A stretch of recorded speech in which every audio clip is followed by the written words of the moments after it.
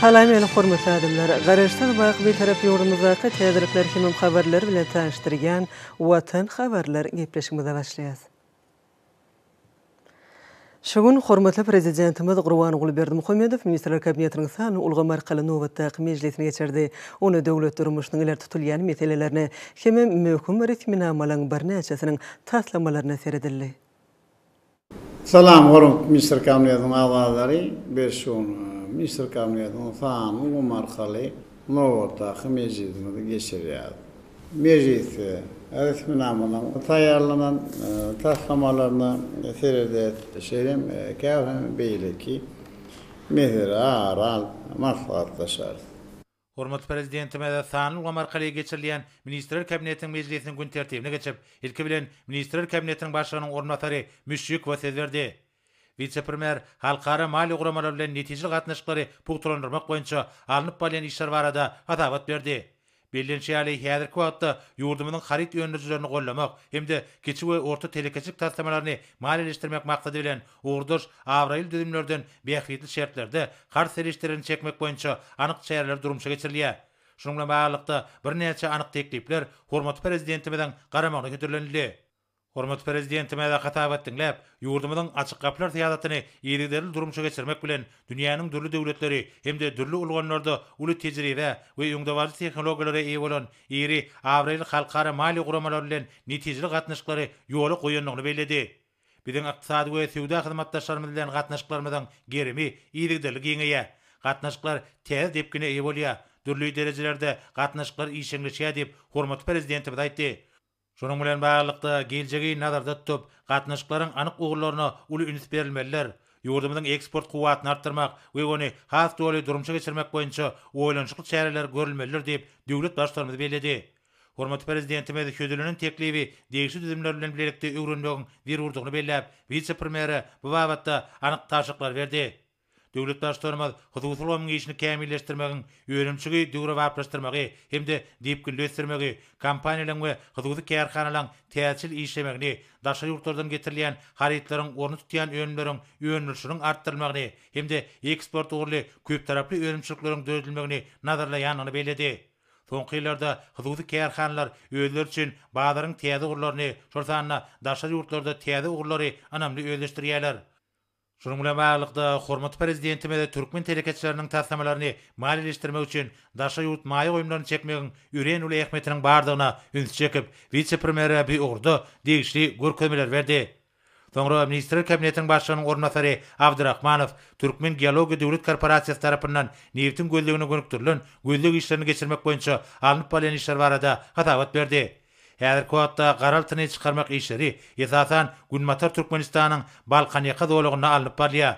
Türkmen Geologiýa Döwlet Korporasiýasy tarapyndan neftin gözlegine gönükdirilen gözleg barlyk işlerini geçirmek maksady bilen Oturdepe ýatagynyň günnäger bölegini 3D ölçegli hemde günorta burun meýdançasyna 2D ölçegli gözleg barlyk işlerini geçirmek meýilleşdirilýär.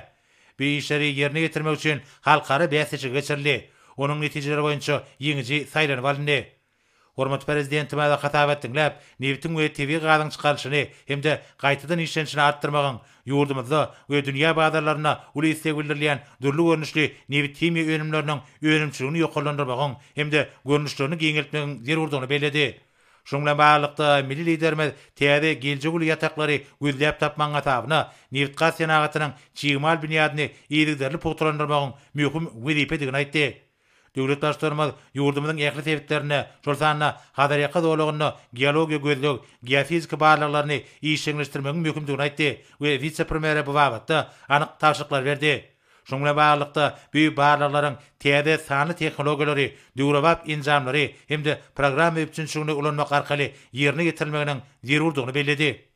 Soňra Ministrler Kabinetiň başlygynyň ornatary Urad Gelliýew ýurdumyzda daşky şow gorap taklamak we döwlet ekologiýa täýadatyny durumşa geçirmek boýunça alınıp bolýan işler barada hatabat berdi. Döwlet başlygynyň garamagyna Türkmenistanyň 2021-2025 ýyllar üçin milli tokoý maksatnamasyny tasdiklamak hakyna kararyň taslamasy hödürlenildi. Bir resmi namanın yurdumuzun milli we tebii howa aýratynlyklary gözüň ötülip, tokoy dowlaklarynyň meýdanyny giňeltmek, tokoy gaznasyny döwlet tarapyndan hatap almak, tebii baýlyklarymyzy rejeli peýdalanmak hemde howanyň üýtgemegi barada Türkmenistanyň milli strategiýasyna bellenlen wezipeleri ýerine ýetirmek maksady bilen işlenip taýýarlanýandygy bellenildi. Maksatnamanyň taslamasyna laýyklykda 2021-2025 ýyllar aralygynda ýurdumyzyň ministrlikleri we puwdoklyň duranyş idaralary, vilayatleriň we Aşgabat şäheriniň häkimlikleri tarapyndan saýaly, pürli, meýweli bag we üzüm nakallaryny, çöl ösümliklerini hemde tokoy dowlaklaryny döretmek meýilnamasyny kesgitlemek meýilleşdirilýär. Tokoy dowlagy ulgamynda halkara hyzmatdaşlygyny ösdürmek we bu urda ýöňde bar tejribeleri öňümçüge ornaşdyrmak meýilleşdirilýär. Şeýlekem ýurdumyzyň tebigy ekologamy we toprak howa şertlerini gözüň ötüp, tokoy gojuluklaryna hemde döwlet tebigy gorakhanalaryna ýerleşdirjek bagna hallarynyň görnüşlerini we meçherlerini Türkmenistanyň tokoy kodeksine laýyklykda taýýarlanjak gadyraşdyrjak hukuknamalaryny ýurdumyzda tokoyçylyk ösdürmek boýunça amala aşyrylmaly, almy barlyk işlerini hemde guramaçyk çärelerini tasdiklamak gözüň ötülýär. Hormat prezidentime de hatap etdiňler, Birleşen Milletler Romasyny kabul eden 2030-njy ýyla çenli gün tertibiniň möhüm ugry, adamlaryň abadan durmuşynyň möhüm şertleriniň bir höküminde Türkmenistanyň ekologiýa meselesine aýratyn üns berilýänini aýtdy. Şoňla baglykda milli tokoy maksatnamasyna möhüm orun degişidir. Bu maksatnamany durmuşa geçirmäge ýurdumyzyň ähli ilaty işe gatnaşýar. Ýazky we güzgü bag ekmek mewsimlerine badylga berýän ähkalyk bag ekmek çäreleri asyrly däwe urly. Ýazky wagtda ýurdumyzyň dürli künjekleriniň giň çäklerini bir köp ýyllyk işiň netijeleri aýdyn görnýär. Ýurdumyzda tokoylaryň, baglaryň, fiilgäklaryň we fiil baglaryň köp sanly döredildi. Täze tokoy dowlaklary her bir şäkeriň ilatleriň töweregini peýda bolýar. Köpet dagyň etegi Aşgabatyň daş töweregi bagy bosanlygy urlýar. Giňerimli bag ekmek işleri Türkmenistanyň howanyň üýtgemeginiň yaramaz täsirine garşy görüşmek babatda umumy dünýä işine goşýan tallamly goşandydyr. Her bir şäkeriň we owanyň töweregini tokoy dowlaklary peýda bolup, olar amatly howa ýagdaýynda döredýärler.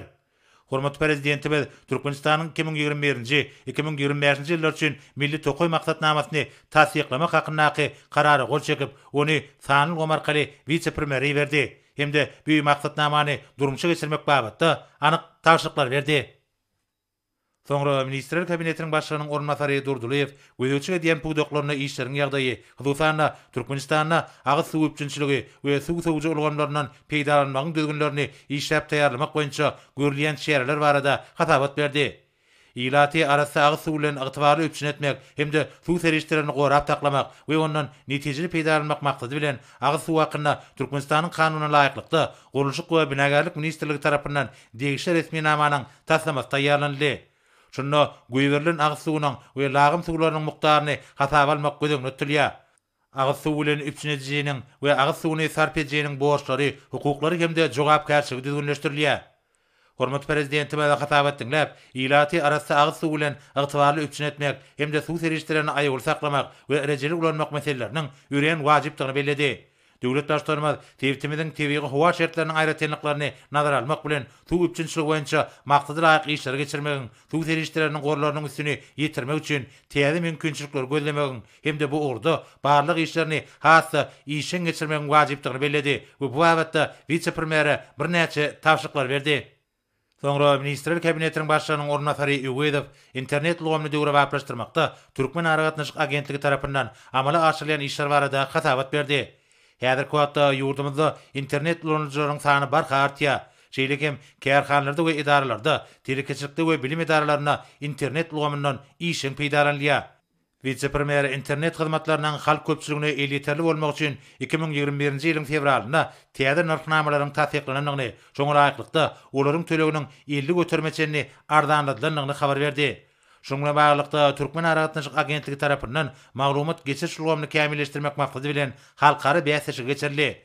Munyň özi internet hyzmatlarynyň bahalarynyň ardanlatylmagyna, sanly bilim we sanly lukmançylyk ulgamynyň elektron sewda hyzmatlarynyň gerimli giňeltmäge, ykdysadyýatyň ähli puwdoklaryna döwre bap maglumat ulgamlarynyň döremegine we öňde bar tehnologiýalary ornaşdyrmaga mümkinçilik berer.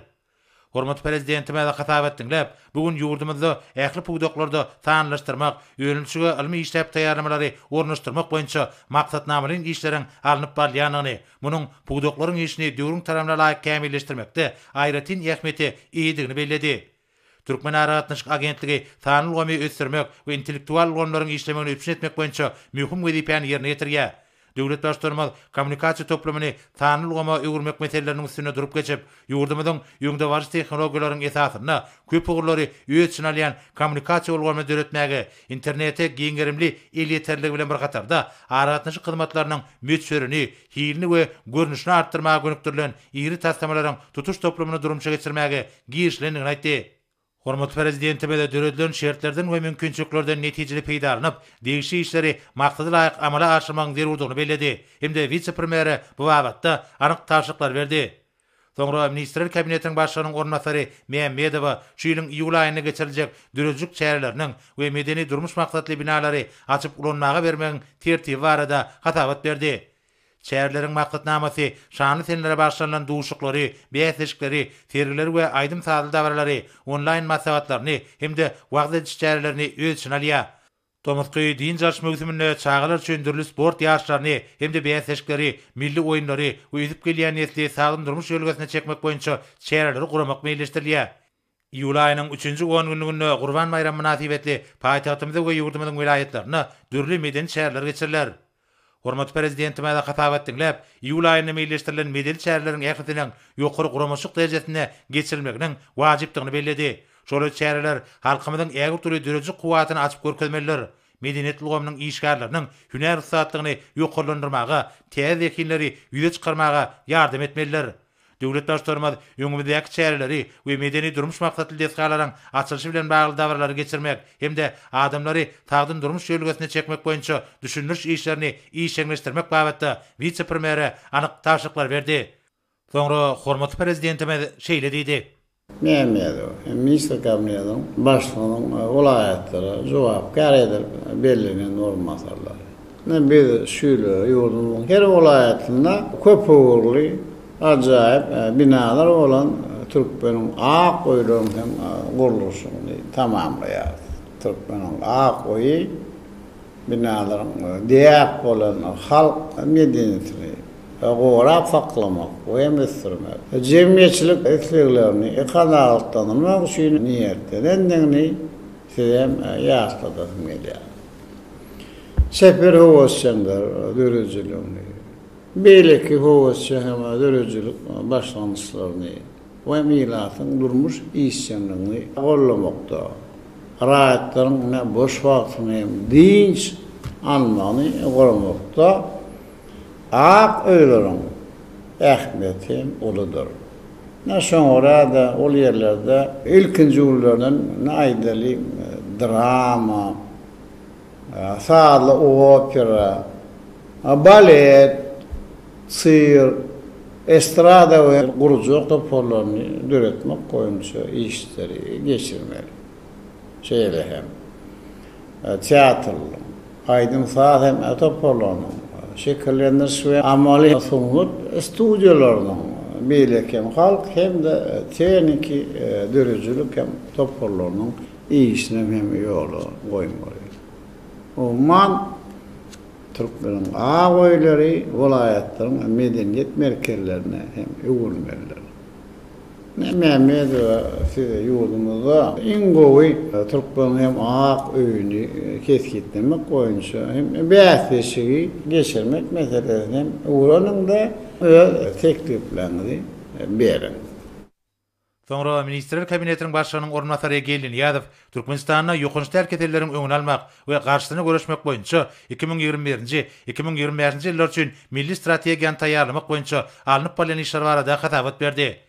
Bir karar döwletimiziň bagtyarlyk döwründe insan saglygyny goramak, tagdym durmuş ýölgelerini jemgyýetimizde giňden ornaşdyrmak, raýatlarymyza edilýän, dünýäniň laýyk gelýän saglyk goraş hyzmatlarynyň gerimini hasda giňeltmek, lukmançylyk gylmanyň täze gadanlaryny saglyk goraşlygyny giňden ornaşdyrmak boýunça işler toplumlaryň esasy alınıp barýar. Ýokunç täketeleriň öňüne almak we olaryň garşysyna göreşmek, adamlaryň ömür dowamlylygyny artdyrmak we sagdyn durmuş ýerlerini wagt etmek maksady bilen Saglyk Goraş we Derman Senagaty ministrligi tarapyndan ýurdumyzyň ministrlikleri hemde puwduklyň durmuş idaralary bilen birlikde Türkmenistana ýokunç täketeleriň öňüne almak we olaryň garşysyna göreşmek boýunça 2021-nji 2025-nji ýyllar üçin milli strategiýanyň hemde ony amala aşyrmak boýunça ýerine getirilmeli çäreleriň meýilnamasynyň taslamalary işlenip taýýarlandy. Bu strategiýanyň esasy maksady we wezipeleri ýokunç täketeleriň öňüne almagyň hemde olaryň garşysyna göreşmegiň ileri tutulmagyny gazanmakda, ýylatyň arasynda sagdyn durmuş ýerlerini giňden ornaşdyrmakdan we adamlaryň saglyk babatda sowatlylygyny ýokarlandyrmakdan hemde niýataglary ýokary ýerli derman we saglyk goraş maksatly serişdirer bilen üpçün etmekden ibaretdir. Milli strategiýanyň amala aşyrylmagy netijesinde ýylatymyzyň ýokunç täketeleriň öňüne almak we olary göýüçük etmekler babatda düşünjeler artdyrlar hemde olaryň saglygy hassa berkitler. Hormat prezidenti mäde hatabat dinläp, adamlaryň saglygyny goramagyň döwlet syýasatynyň möhüm ugy bolanyny we şeýle bolmagyna galýanyny bellädi. Tagdynlygyň we ruhfelentligiň ýurt hökümine karar edilen Türkmenistana milli saglyk goraşlygyny mundan meýlekde kämilleşdirmek, ony dünýä ýollarının derejesine çykarmak, ýylat edilen hyzmatlaryň gerimli giňeltmek we hilini ýokarlandyrmak boýunça işler netijeli alınıp barylmalylar. Döwlet başlarymyz bu ýogurda gödüňi tutan çäreleriň ýokunç täketeleriň öňüne almagy we olara garşy netijeli göreşmäge, adamlaryň ömrüniň dowamlylygyny artdyrmaga, sagdyn durmuş ýerlerini wagt etmäge hemde ziýanly enliklerden el çekmäge gönükdirilmeligine üns çekip, vice-premier bu wagtda alınıp bolýan işleri dowam etmek barada degişli taşyklar berdi. Sonra hormat prezidenti we ministrler kabinetiniň başlygynyň ornasary Daşary işler ministri Meriedowy we energetika ministri Pürçekowy güne aratnaşyga çagyrdy. Vice-premier Daşary işler ministri Kırgız Respublikasynyň prezidenti Sadyr Japarowyň 27-28 iýulna ýurdumyzda boljak resmi taparyna taýýarlyk görüş barada hatabat berdi. Şoň bilen baglykda 1992-nji ýylyň oktýabryna iki döwletiň arasynda diplomatik gatnaşyklaryň ýoly goýulan portatyndan başlap Türkmenistanyň we Kyrgyzstanyň syýasy, sowda, ykdysady we medeni insanperwer ulgamlarda netijeli hyzmatdaşlygy ösürýäni bellenildi. Häzir diýip bolan dostlukly iki taraplaryň gatnaşyklarynyň şertnama hukuk büniýady resmi namalaryň 60-syny özüne jemleýär. Türkmen we Kırgız Respublikasy Awraly halkara we sewit guramalarynyň çäklaryny da işin kerek edip birek-birege öýdary golluk berýärler. Öňde boljak saparyň maksatnamasynyň taslamasy döwlet başlarymyzyň garamagyna gidirildi. Şol saparyň dowamynda dürli gurlarda öýdary bähwetli hyzmatdaşlygy hasa giňeltmäge gönükdirilen bir näçe resmi namalara gol çekmek gödüňde tutulýar. Sonra sowda, ykdysady, alymtyň we insanperwer hyzmatdaşlyk boýunça hökümetara Türkmen Kırgız toparynyň Türkmen tarapyndan başlygy energetika ministri Pürçekow Kırgızstanyň prezidentiniň resmi saparyna hemde onuň çäklaryna meýilleşdirilen çärelere taýýarlyk görüşi barada hatabat berdi. Hormat prezidenti mäde hatabatlar dinläp, sewit boýunça goňşy ýurtlar şol sanyna Kırgız Respublikasy bilen netijeli gatnaşyklary pogtalandyrmagyň we giňeltmegiň beýtarap Türkmenistanyň daşary syýasy ýörelgesiniň möhüm ugurlarynyň biridigini belledi. Bu ýurdun halky bilen türkmen halkyny ýöňden gelýän dostluk gatnaşyklary hemde medeni we ruhy däpleriň taryhy taýdan kemale gelen umumlygy birleşdirýär.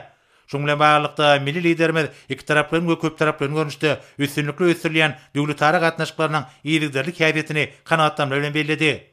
Hormat prezidentimiz Türkmen Kırgız hyzmatdaşlygynyň geljegi barada aýdyp, netijeli sowda ykdysady gatnaşyklaryny artdyrmak üçin uly mümkinçilikleriň bardygyny, muňa öýdary harit dolanşygynyň oňyn depkininiň hem aýdyň şaýatlyk edýänini belledi. Döwlet başlarymyz Aşgabatda ýokary derejede geçirijek gepleşikleriň möhümdigini bellep, hödürlenen maksatnama käbir düzüçleri girdi. Hemde vice-premier şeýlegem hökümetara Türkmen Kırgız toparynyň Türkmen tarapyndan başlygy energetika ministri Pürçekow Kırgız Respublikasynyň prezidentiniň Türkmenistana resmi saparyna taýýarlygyň ýokary guramaçyk derejesini üpçün etmegi taşyrdy. Sonra döwlet başlarymyzy gönar gatnaşyga bir wagtyň özünde ministrler kabinetiniň başlygynyň ornasary Galijewi hemde Sowda Senagat idarasynyň başlygy Rejebow çagyrdy. Vice-premier Türkmen Kırgız ykdysady forumyny hemde Türkmenistanyň eksport tariflarynyň sergisini guramak boýunça alınıp bolýan işler barada hatabat berdi. Sergide neft gaz puwdugyny, energetikada, himiýa senagatyna, ulag we aratnaşyk puwduklaryny, owa we suwgaçylygyny, senagat we gurulşyk serişleri puwdugyny, gadanlanan üstünlikler we eksport mümkinçilikler, şeýlegem hyzwy kärhanalaryň geten sepkitler görkezdiler. Şeýlegem şol gün Türkmen Kırgız ykdysady forumy geçirilýär. Oňa ýurdumyň we Kyrgyzstanyň ykdysadyýet we maliýe, energetika we senagat pugudaklarynyň, ulug we kommunikasiýa toplamynyň, saglyk goraş, medeniýet, sport we ýaşlar täzeti, telekeçik urganlarynyň wekilleri gatnaşar. Forumun gün tertibinde söwda ykdysadylygynda, logistikada, maliýe goýmakda, eksport mümkinçilikleri bilen tanışmak hemde öýdary bähfitli hyzmatdaşlygy ýola goýmak meseleleri bar. Şeýlekim iki taraplan dowuşyklar we işur gepleşikler guralar. Olaryň netijeleri boýunça degişli resmi namlara gol çekmek gözüňde durýar. Vice-premier şäherleriň beýnamasyny taslamasyny hormat prezidenti bilen garamagyny höderledi. Soňra Sewda Senaty Darasynyň başlygy Rejebow ýurdumyzda geçirilýän sergileriň, maslahatlaryň we işur dowuşyklaryň, Kyrgyzstanda Türkmenistanyň eksport haritlarynyň geçiriljek sergisiniň gurulşynyň netijeligini ýokalandyrmak boýunça alınıp bolýan işler barada hasabat berdi. Hormat prezidenti mäde hatabatlar dinläp, Türkmen Kyrgyz gatnaşyklary we birlikdäki işur forumyny guramak barada meseleleriň üstüne durup geçmek bilen Sewda ykdysady we medeni insanperwer ulgamlarda bar bolan ägir türlü mümkinçilikleri has doly peýdalanmagyň zerurdygyny bellädi. Şunun bilen baglanykda döwlet başlarymyz gadandan ýalaşyklary hemde ykdysady we işur gatnaşyklary giňeltmegiň netijeli gurar boljak öýdary bähfitli hyzmatdaşlygy işeňleşdirmek boýunça Türkmen tarapynyň başlangyçlaryny iş ýüzüne durumşa geçirmek babatda toplumlaryň şäherler görmegiň mümkindigine ünsçekdi. Şonun bilen birlikde hormat prezidentimiz işur toparlaryň insanperwer ulgamda Kyrgyzstanyň alim bilim ulgamyna hyzmatdaşlygy hasy pugtlandyrmagynyň ähmiýetini bellädi. Milli lidermede Türkmenistanyň eksport haritlarynyň sergisiniň we Türkmen-Kyrgyz işurlyk forumynyň ýurtlarymyzyň arasyndaky netijeli gatnaşyklary ösürmekde eýilýän ornuň mümkindigi barada aýdyp, ýerliderli işur dowuşyklaryň ähmiýetini bellädi. Olaryň başynda oňyn iki taraplan gatnaşyklary berkitmek üçin şertleriň düredilmegine umumy çemeleşmeler işlenip taýýarlanýar. Döwlet başlarymyz höderleriň tassamany maqullap, vice-premieri hemde Sewda Senaty Darasynyň ýol başlygyna Türkmenistan bilen Kyrgyz Respublikasynyň arasynda hyzmatdaşlygy hasy ösürmek üçin uly mümkinçilikleri durumşa geçirmäge ýardam bermäge gönükdirilen şäherleriň ýokary guramaçyk derejesinde gurulmagyna bir gözegçilik etmegi taşyrdy. Tanly ulgam arkaly geçirilen Ministrler Kabinetiniň mejlisinde başga da bir näçe möhüm meseleler garaldy. Olar boýunça degişli çözgütler kabul edip hormat prezidentimiz meclis jemledi. Ulum Ministrler Kabinetiniň agzalary biz şunun bilen sanly ulgam arkaly Ministrler Kabinetiniň nowatdaky meclisini geçirip oturýar. Men rasyň her ýerine ber jan sağlamy o hem ýer ýurt bähfitli alyp baran işlerini uly sınıflary alýar. Sağ olun.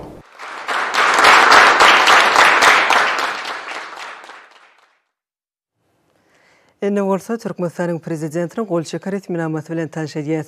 Berkarar döwletimiziň bagtyarlyk döwrüne daşgur şow goramak boýunça döwlet siýasatynyň hukuk esaslaryny pugtlandyrmak, howanyň üýtgemeginiň öňüne almak we oň täsirini azaltmak boýunça işleň esasy ugurlaryny kesgitlemek, eki ulgamlaryň we tokoy hojalarynyň howanyň üýtgemegine durnuklygyny ýokarlandyrmak, şeýlede rejeleneni görnüşindäki howanyň üýtgemegi barada Türkmenistanyň milli strategiýasyny üstünlikli durmuşa geçirmek maksady bilen Türkmenistanyň prezidenti karara gol çekdi. Resminama laýyklykda Türkmenistanyň 2021-2025 ýyllar üçin milli tokoy maksatnamasy hem şu maksatnamany amallaşdyrmak boýunça ýerine ýetirilmeli çäreleň beýlenamasy tasdiklanyldy.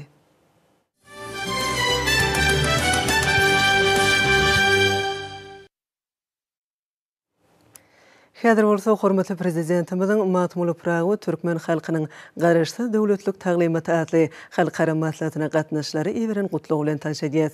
Hormatly halkara maslahatyna gatnaşyjylar, hormatly alimler, hanymlar we janaplar, sizi Türkmenistanyň medeniýet we sunugat işgärleriniň hem matmuly prawynyň şahryet güni münasibetli geçirilýän matmuly prawy Türkmen halkynyň garaşsy döwletlik taglimaty adly halkara maslahatynyň açylmagy bilen tüýsürekden gutlaýan.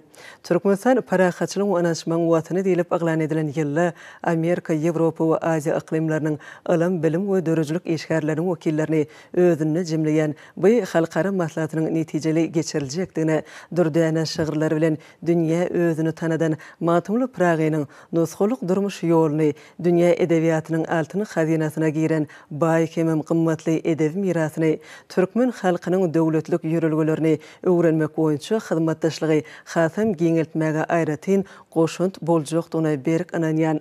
Matmul Praga Türkmen halkynyň nusxawy edebiýatynyň milli şygyryýetiň altyn eýýamynyň parlak ýylydydyr. Dana Praga müňilliklerden bäri hoşniýetligi, parahatçylyk söýjüligi, açyklygy, kalbynyň giňligi we jomartlygy bilen tapawutlanýan türkmen halkynyň synmaz edebi sütünleriniň biridir. Matmul Praga çoň mazmunly, ajaýyp şygyrlary bilen türkmen we dünýä edebiýatynyň baý hazinasyna uly goşun beýik akyllardyr. Günnogurun Firdewsi, Rumi, Nizami, Fizuli, Rudaqi, Nowaýaly edebiýat äleminiň ägirtleriniň hataryna münasip ornalan Matmul Praga'ynyň pähim paýhasa ýogurlan şygyryýety tutuş adamzat üçin gymmatly insanperwerlik ýörelgileriniň dünýäsidir. Matmul Praga'ynyň türkmen halkynyň durmuş felsefesine öwrülen ajaýyp şygyrlary, öňe süren taglimatlary, öwüt ünnegleri we ýörelgileri bugün millionlarça adamlaryň aňyna, ýüregine, hemem duýgularyna ören oňuly täsir edip, mertligiň we gaýdysızlygyň özboşly şygaryna öwrüler. Usat şahyryň dünýä medeniýetiniň genji hazinasynyň aýrylmaz bölegine öwrülen eserleriniň ýygynnylary dünýä dillerine terjime edildi. Matmul Praga'ynyň şygyryýet gün münasibetli dünýäniň onlarça döwletlerine maslahatlar, sergiler we beýleki köp ugurly çäreler geçirilýär. Russiýa Federasiýasynyň Stavropol ülkesinde we Astrakhan oblastyna, Ukrainanyň Kiýew, Türkiýe Respublikasynyň Ankara, Özbekistan Respublikasynyň Daşkent we Xiva şäherlerine şahyryň ýadygärlikleriniň açylmagy türkmen halkynyň nusxawy şahyrynyň baý edebi mirasynyň ýakyn we alys goňşy halklarda da uly gyzyklanma döredýändigine şaýatlyk edýär. 2024-nji ýylda Matmul Praga'ynyň 300 ýyllygyny halkara derejesinde belläp geçers. Munyň özi insan aňyna, hemem ýüregine ýakyn beýik Praga'ynyň şygyryýetiniň nesiller üçin gymmatlyk we durmuş ýörelgesi bolup hyzmat edýändigine şaýatlyk edýär. Hormatly alimler, Matmul Praga'ynyň ata watan, mehriban toprak, jemgyýet baradaky insanperwer garaýşlaryny halky jewsleşdirmek, garaşdy döwlet gurmak baradaky nesihatlaryny soňra Mehmet Wuli Kemini, Gurban Nurduzelili, Seyit Narat Seydi, Adysettar Qaziýaly nusxawy edebiýatymyzyň ägirtleri özleriniň özbaşlyk, bütewi türkmen döwletini gurmak baradaky arzuwlary bilen utgaşdyryp münasip dowam etdiripdirler. Matmulynyň özbaşlyk döwlet baradaky gymmatly ünnegleri, ýörelgileri biziň şunka bagtyarlyk döwrümizin döwlet siýasatynyň esaslaryny diýär. Biz dünýä halklarynyň milli däpdesturlarymyz, edebiýatymyz, medeniýetimiz, mizimiz, taglimatymyz derejesinde kemilleşen döwletlik ýörelgilerimiz bilen içkin tanışmaklary, şeýle-de döwletliň we halklaryň arasynda ilim, bilim, medeni ugurlarda gatnaşyklaryň hasam puğtalanylmagy üçin geň mümkinçilikleri döredýär. Bu ugurda türkmen şahyrlaryň we akyllarlaryň gymmatly mirasynyň öwrenilmegine hemem tutuş dünýä ýeredilmegine ýardam edýän tagllalary hemme tarapdan gollamagy geljekde de dowam eder. Bu işleň ählisi adamzadyň dostlyk we hoşniýetlik ýörelgilerine daýanýan insanperwer gatnaşyklaryny täze mazmun bilen baýlaşdyrmaga ýardam berer. Hormatly halkara maslahatyna gatnaşylar, hormatly alimler, sizi Matmul Praga we türkmen halkynyň garaşdy döwletlik taglimaty atly halkara maslahatynyň açylmagy bilen ýene-de bir gezek tüýtürek dowutlaýan, size berkjan saglyk awadan we bagtyar durmuş alyp barýan asly işleriňizde uly üstünlikleri arzu edýän Türkmenistanyň prezidenti Gurban Uly Berdimuhammedow.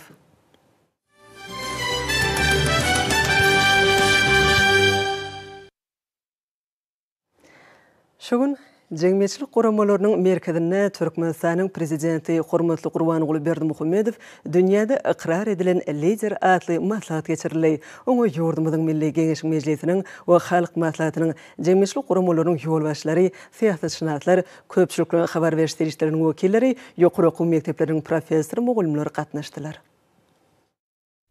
Masatta mehriban akadamyzyň dünýäde ikrar edilen lider bolmagyna getiren taryhy ýollary sertanıp, şol döwrüň içinde milli liderimizin amala aşyran işleriniň beýik derejelere eýe bolmagynyň ezi diýarymyzyň awraýynyň artanlygy hem-de halkymyzyň ýaşaýyş durmuş derejesiniň ýokurlanyny aýratyny otaly. Ýurdumyň jemi içerki öňümiň ötüş depkiniň dowamy saklanmagy, siýasat durnuqlygy, hem-de durmuş awadançylygy, sewda ykdysady we diplomatik gatnaşyklaryň ötüşini şertlendirýän halkara awra ýaly ýagdaýlar mehriban akadamyzyň siýasatynyň öňden öňüligine hem-de oýlançylygyna anyk şaýatlyk edýär. Bugün biz döwlet başçylygymyzyň beýik başlangyçlarynyň durmuşa geçirilýänini, milli liderimiziň çözgütleriniň iýligderligi hemde tutanyýarly işi netijesinde eger toly taslamalaryň gün saýyn amala asyrylýanyny, giňden meýleşdirilen hemde almy taýdan esaslandyrylan milli maksatnamalaryň iş ýüzünde durmuşa geçirilýänini görýärsiz, çykyş edenler bu ýa mellediler. Biz dünýede iň bir bagtly ilat, iň bir bagtly millet. Doğrudanım bizim arkamızda arkadağımız var. Arkadağımız bilen bizim yurdumuz var. Vatanımız var. Tuğumuz var. Biz bagtly millet. Arkadağımız bilen biz Türkmen millet diyen adı iyi bolduk. Dünyanın yüzü Türkmen ilenine arkadağ deyip tanıttı arkadağım. Arkadağıl döwrüň özü Türkmene şamçyrag boldy.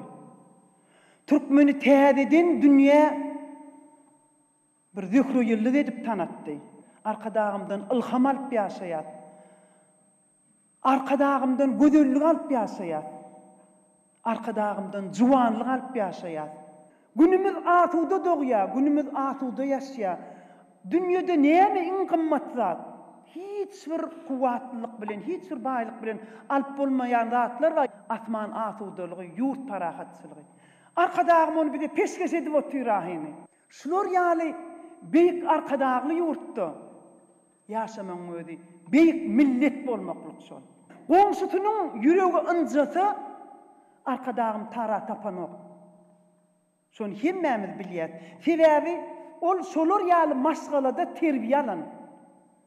Şolar ýaly maşgala, şolar ýaly enata ol çağa goňşular ynjasa enatatynyň ynjaýanyny görüp öten insan. Onu hemmämizden bilýär. Ol beýik iki tane şahsiýet bar. Mälik ulatamyz, mehriban käbämiz, oglawa dejemiz. Şol iki şahsiýetdiň bizim bagtymyza ýetişdiren insany şu. Türkmeni türkmen etmek üçin, Türkmeni ehli belalardan alyp galmak üçin, Türkmeni bagtyar ýaşatmak üçin, Türkmeni dünýä bagtly insanlar bagtly raýat edip tanıtmak üçin, biz üçin bagş eden balalary bugün bütün Türkmeni baş bolup otur. Şoň üçin arkadağım marada näçe aýtsaň at, şol beýik insanlar, gahrmanlar adamlar. Gahrman dünýä bermek üçin enata gahrman bolmalydyr. Käbämiziň ömrü uzak bolsun. Jany sag bolsun. Başı dik bolsun. Arkadağımyzyň jany sag, başı dik işrewat, ýollar ak bolsun. Tutýan tutumly işleri ilmi dama rawat bolsun.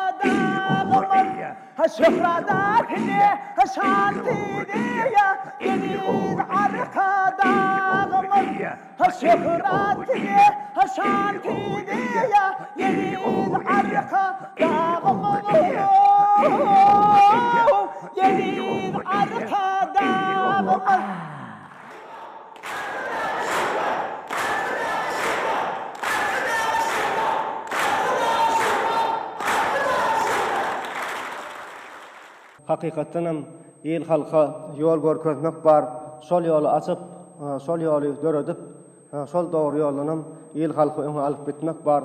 Biz gahrman arkadağymyzyň hut ösüşiň milli ýolyny döredip, el halkymyzy öňe alyp barýanlygyna, ýurtymyzda bolup geçen wakalaryň ösüşiň misalyna ýygy-ýygydan şaýat bolýar. Aslynda aýdylýar, adamzadyň köp asyrlyk tejribesinden görnüşi ýaly her bir döwlet derejesine ýetmek üçin, her bir halkyň halk derejesine ýetmek üçin öz geçmeli ýoly, öz geçmeli mendili bar hasaplanýar.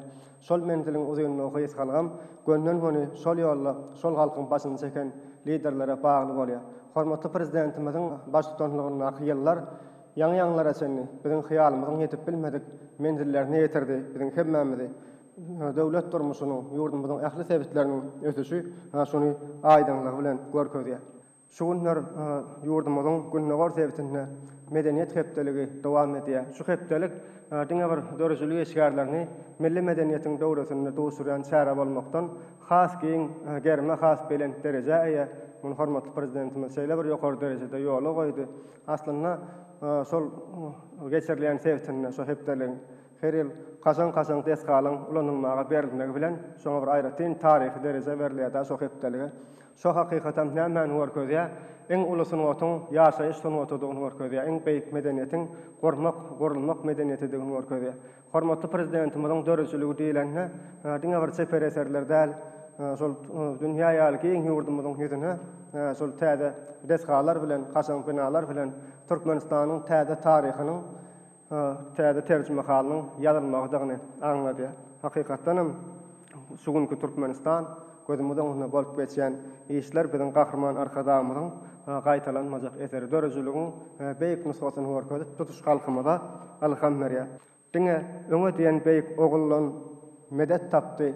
Arka kowumlar tuğunu götürüp bir tarap ýurdun hulkyn jahan sire söýdirip ýurdun el halkyny köş gurduňa söýgüden döwletli elinden döwlet sowulmaz ömrüň nusga ömürleri arkada döwrüň nusga döwürleri arkada gahrman arkadamyzyň jany sag belent başy aman bolsun Türkmen topragyny hemişe toýlaşdym.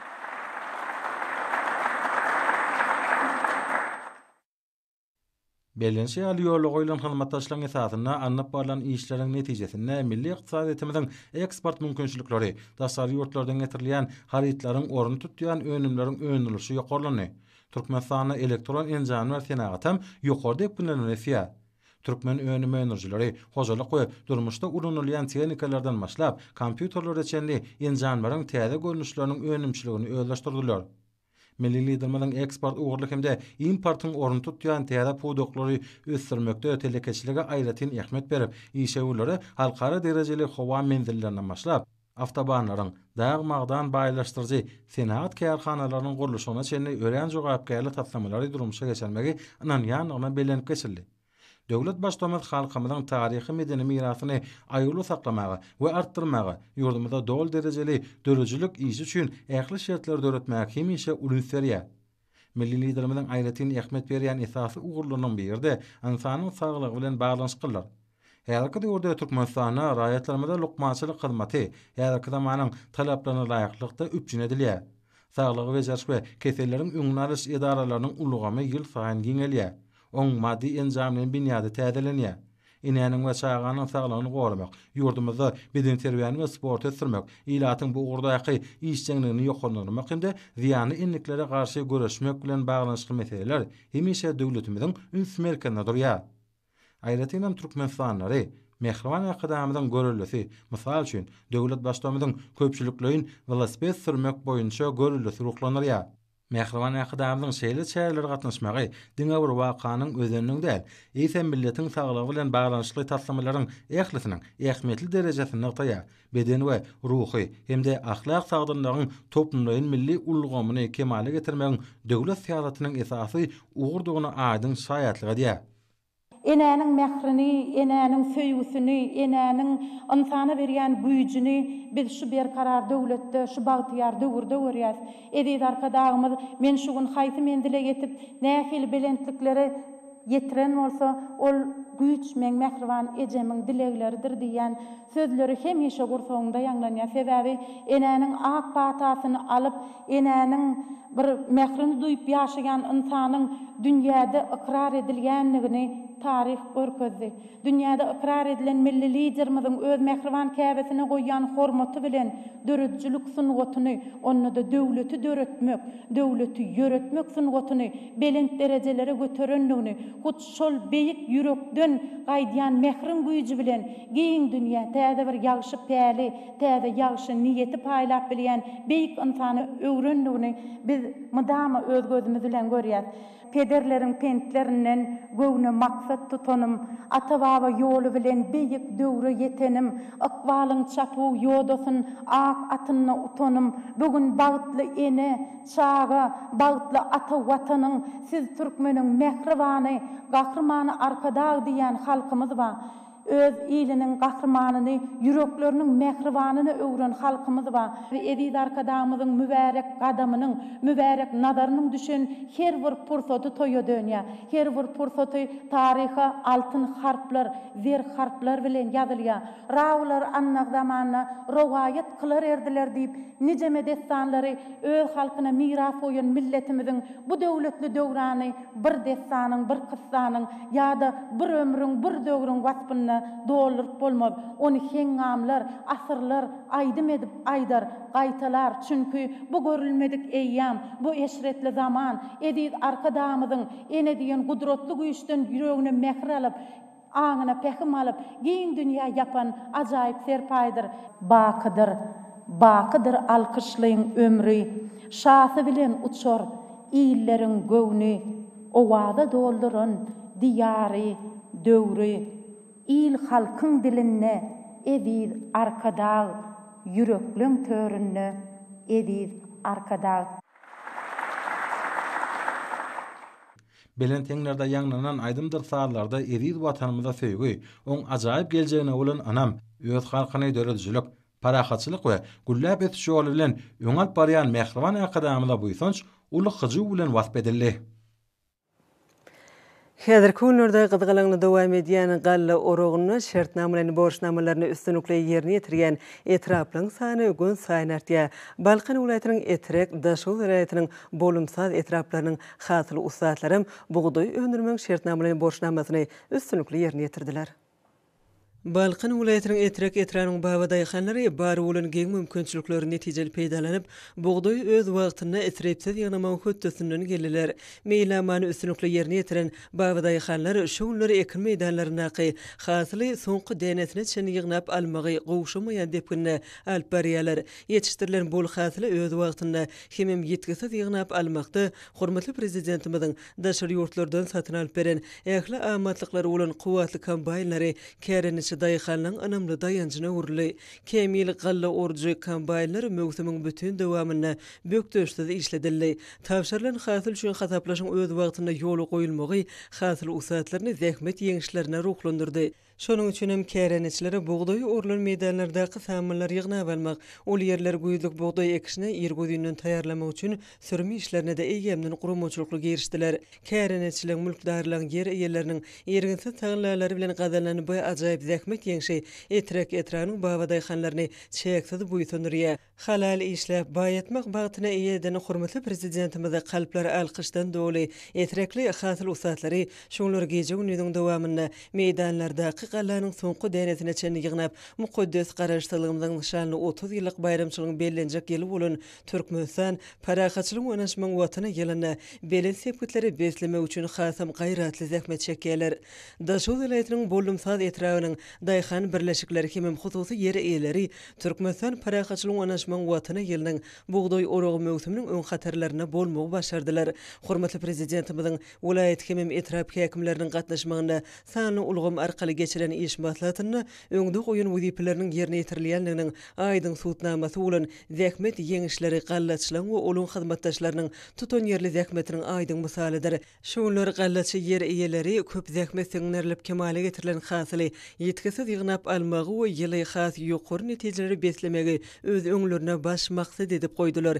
Etrap häkimleriň jemgyýetçilik guramlarynyň medeniýet bölüminiň Türkmenistan Agrar Partiýasynyň etrap komitetining ýürütme meýlamaly aýklykda iş üstüne gurayan hyzmatlary täzeçiligi we ruhlentligi bilen tapawutlanýar. Ýokary hyjy bilen zähmet çeken hemem ajaýyp zähmet ýeňişiniň gadanylmagyna münasip goşun gallaçylar medeniýet işgärläriniň aýdym saly joşuny çykyşlary bilen mübareklenildi. Ýer eýeleri bilen hasaplaşyk işleriniň öz wagtyna geçirilmegi mögsümiň hormatly prezidentimiziň tapşyryklaryna laýyk derejede geçirilýändigine şaýatlyk edýär. Galla orogynyň barha güýçli depinlere eýe bolýan häzir kunlaryny oruk geçirilen ýerlerde samany ýygnamak, sürmi işlerini geçirmek işleriniň hem utgaşykly dowam etdirilýändigini bellemek möhümdir. Geje günüň dowamyna durmuşa geçirilýän utgaşykly işler geljek gelen bol hasylynyň kepilidir.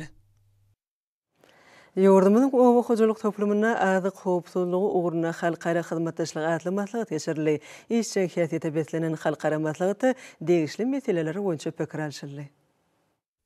Berkarar döwletimiziň bagtyarlyk döwrüne yurdumyzyň owa hojulugyna uly ösüşler gazanylýar. Owa durmuşy gün-günden özgerýär. Täze tehnologiýalar we öňde barjy tejribeler ölümçülge giňden ornaşdyrylýar. Ekinleriň täze sortlaryny döretmäge we tohumçylyk işini dünýä ülgünlerine laýyk ılym esasy alyp barmaga ähli mümkinçilikleri döredilýär.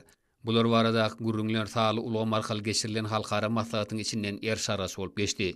Owa hojuluk puwdugyny döwrüp ösdürmek, ekilleriň tohumçylygyny ılym esasy alyp barmak, owa hojuluk ekilleriniň biziň toprak howa şertlerimizde ýokary hasyl beren täze sortlaryny döretmek, agroteknik şäherleri bellenlen möhletlerde ýokary hilli ýerine ýetirmek.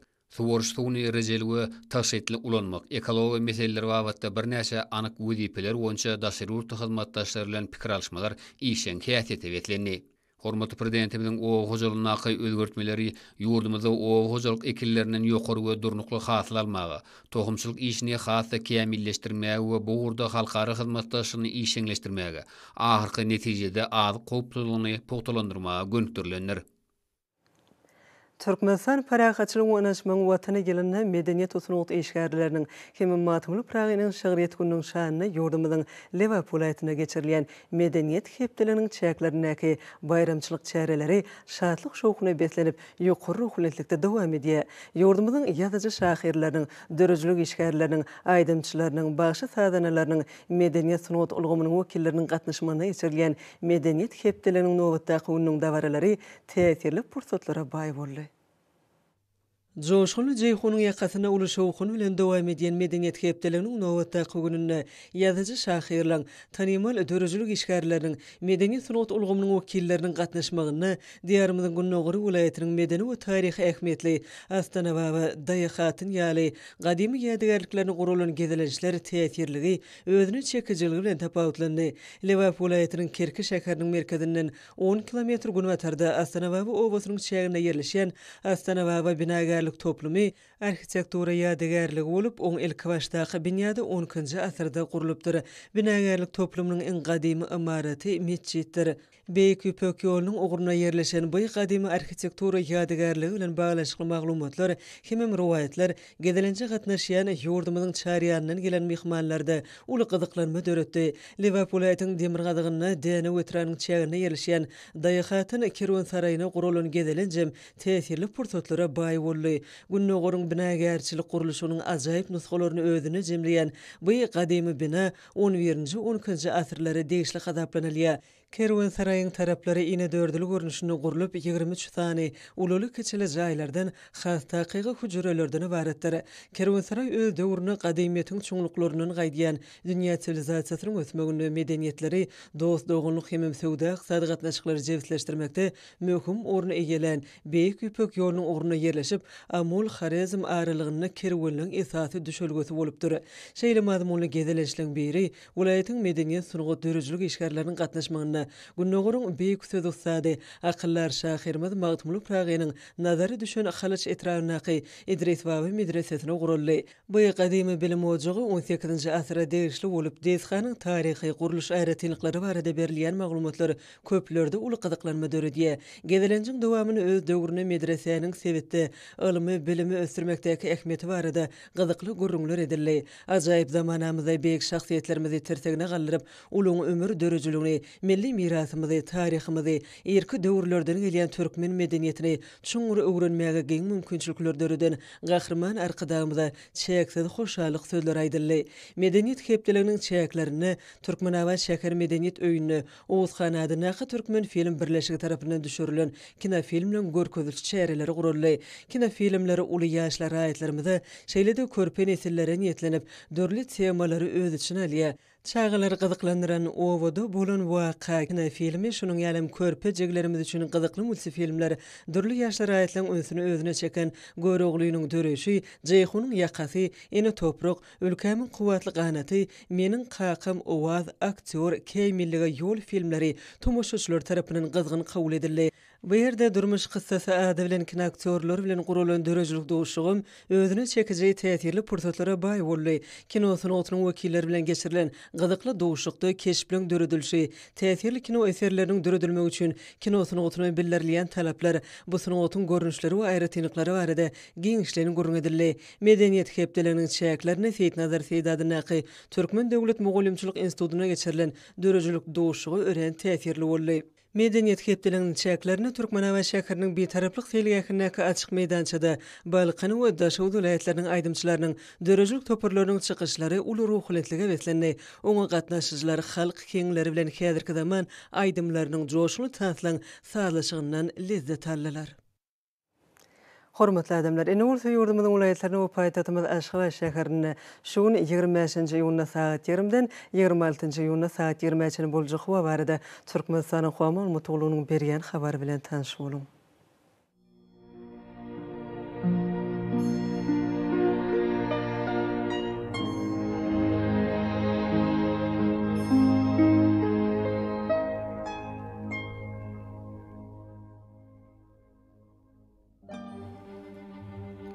Balkan welaýatyna az buluty howa bolup günortagyň ordan tele sekund 9-14 metr etýän şemal öser.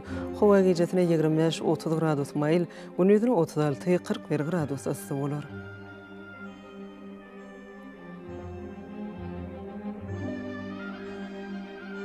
Ahal welaýatyna açyk howa bolup ýymnadygyna tardan tele sekund 8-13 metr etýän şemal öser. Howa gejesine 22-27 gradus mayl, gündüzüne 34-39 gradus ysy bolar.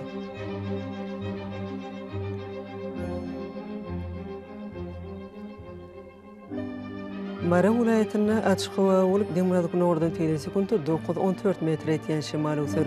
Howa gejesine 21-26 gradus, gündüzüne 31-36 gradus mayl bolar.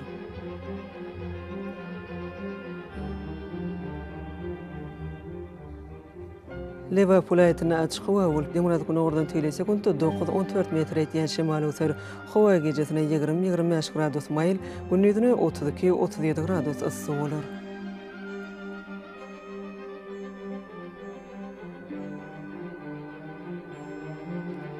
Daşa welaýatyna açyk howa bolup ýymnadygyna ordan tele sekund 7-12 metr etýän şemal öser. Howa gejesine 19-24 gradus mayl, gündüzüne 32-37 gradus ysy bolar.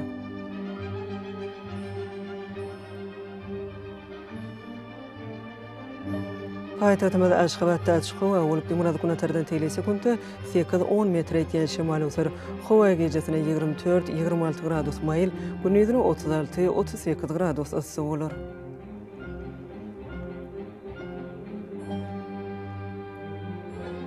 Ýurdumyz boýunça iýun aýynyň 26-syny magnit hadisasynyň dornukly ýagdaýda bolmagyna garaşylýar.